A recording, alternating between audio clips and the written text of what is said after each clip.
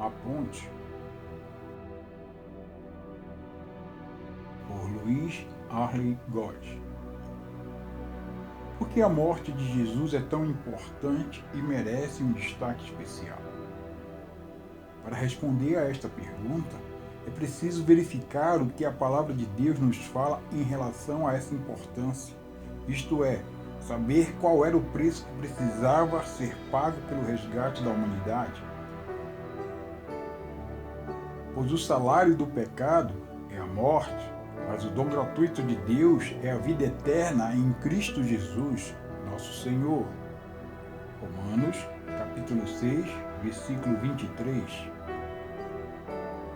Voltemos nossa atenção para o início da criação. Deus cria o ser humano à sua imagem e determina que o homem seja seu representante na face da terra.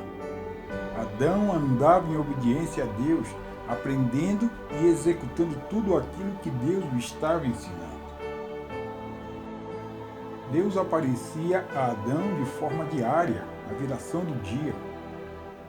Adão tinha um relacionamento com Deus, o qual tinha como alicerce a sua obediência a Deus, sempre se sujeitando à vontade divina. E não vos conformeis com este século, mas transformai-vos pela renovação da vossa mente, para que experimenteis qual seja a boa, agradável e perfeita vontade de Deus. Romanos, capítulo 12, versículo 2. Enquanto Adão se mantinha submisso a Deus, ele desfrutava das benesses que essa obediência para com a vontade divina, a qual sempre é boa, agradável e perfeita, proporcionava. Mas o Senhor Deus não criou um homem automatizado, ou seja, um robô. Ele delegou ao homem um poder soberano sobre sua vontade. Isso implica em dizer que Deus responsabilizou o homem sobre suas próprias escolhas. Percebemos, então, que o homem, ao fazer uso da sua soberania de escolha, poderia ou não aceitar a vontade de Deus. O Senhor havia dito a Adão que do fruto da árvore do bem e do mal não comesse, e que caso fizesse, certamente morreria. A palavra de Deus nos mostra claramente que Adão, em sua escolha, resolveu não obedecer à vontade de Deus e preferiu transgredir a admoestação do Senhor.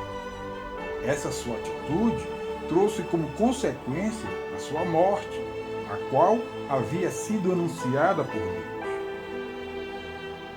Tal morte não acontece de uma forma física e instantânea, pois ele ainda viveu por muitos anos.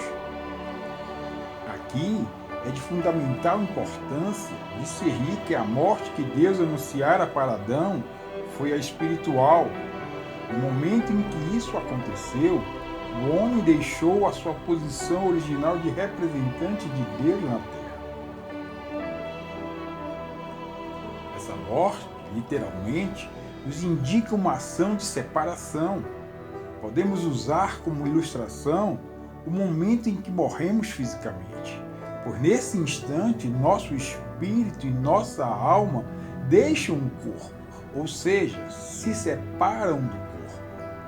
Similarmente, por conta da desobediência de Adão, o homem morreu para Deus, ou seja, ficou separado de Deus, espiritualmente falando.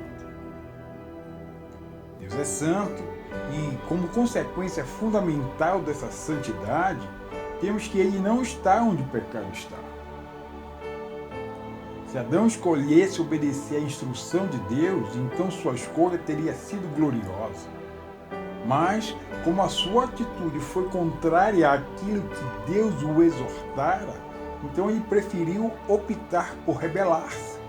Baseado nisso, pode-se dizer que essa morte, separação espiritual, ocorreu pelo fato da natureza santa de Deus, sem pecado, e que pela sua rebeldia, Adão ficou corrompido no estado original de sua natureza.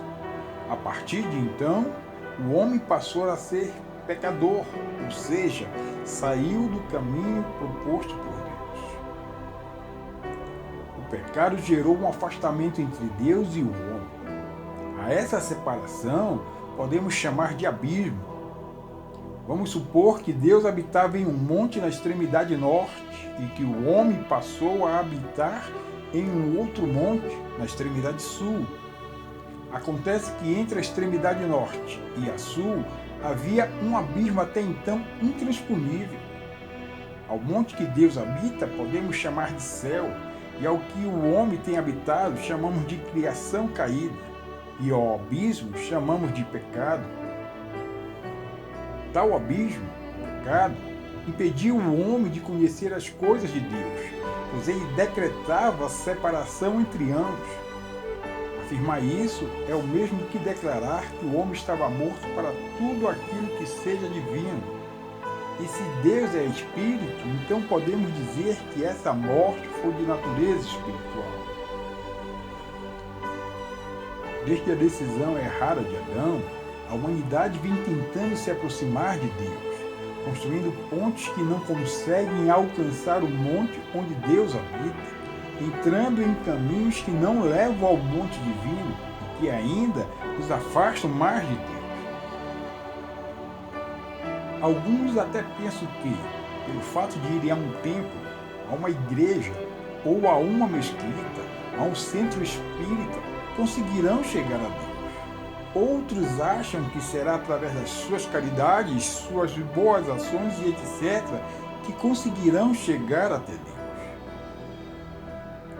A humanidade jamais alcançará a Deus por meio desses recursos, mesmo que suas motivações sejam as melhores possíveis, pois o que dá acesso a Deus tem como pagamento um sacrifício de morte.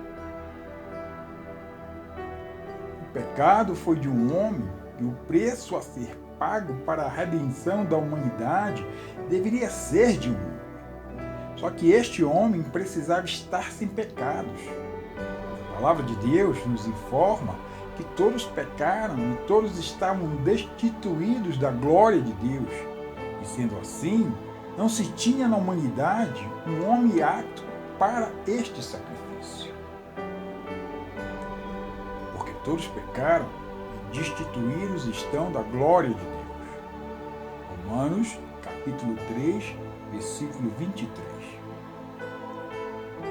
Então Jesus precisou sair de seu trono de glória e apresentar-se para nós como homem para redimir a humanidade.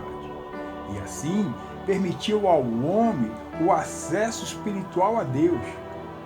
A humanidade passa a ter, a partir de então, o acesso a Deus através do sacrifício de Jesus em sua cruz.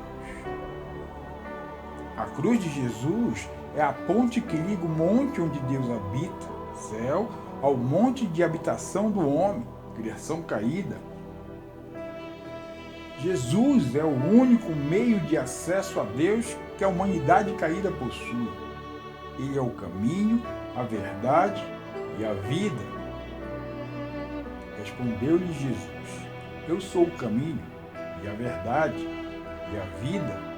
Ninguém vem ao Pai senão por mim. João, capítulo 14, versículo 6. Essa é a resposta do próprio Jesus, explicando o motivo pelo qual sua morte é importante. Creia em Jesus Cristo como Senhor e Salvador.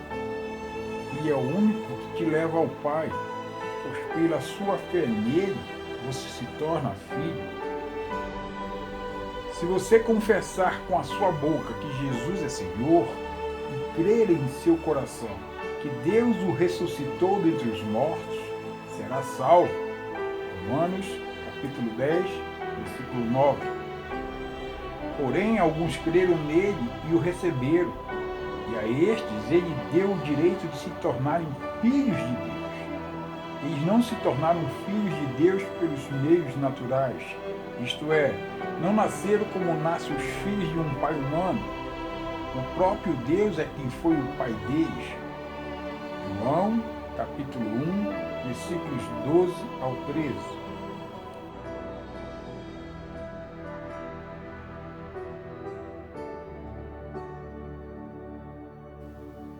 Pense nisso